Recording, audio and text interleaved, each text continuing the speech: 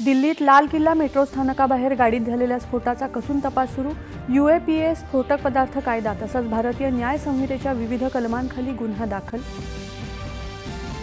दिल्ली स्फोट प्रकरणी एक संशयित ताब्यात। देशातल्या महत्त्वाच्या ठिकाणी हाय अलर्ट। मुंबईसह महाराष्ट्रातही संवेदनशील ठिकाणी सुरक्षा व्यवस्थेत वाढ। सरकारकडून मार्गदर्शक सूचना जारी।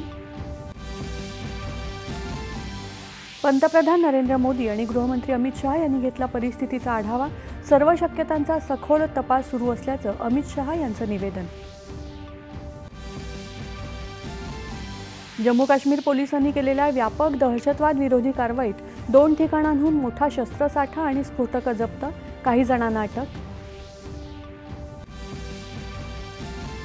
राष्ट्रपती मुर्मू आज लुआंडा येथे अंगोलाच्या 50व्या स्वातंत्र्य दिनाच्या समारंभाला राहणार उपस्थित।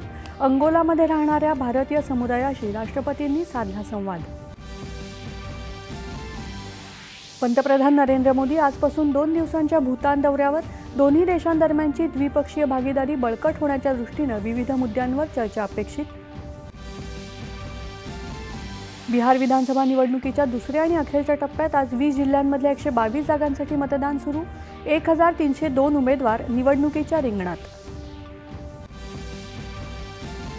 अपघात रोखण्यासाठी समन्वयाने कृती करण्याची रस्ता सुरक्षा समितीची राज्य सरकारला सूचना। हेल्मेट वापर आणि ब्लॅक स्पॉट्स कमी करण्यावर विशेष भर।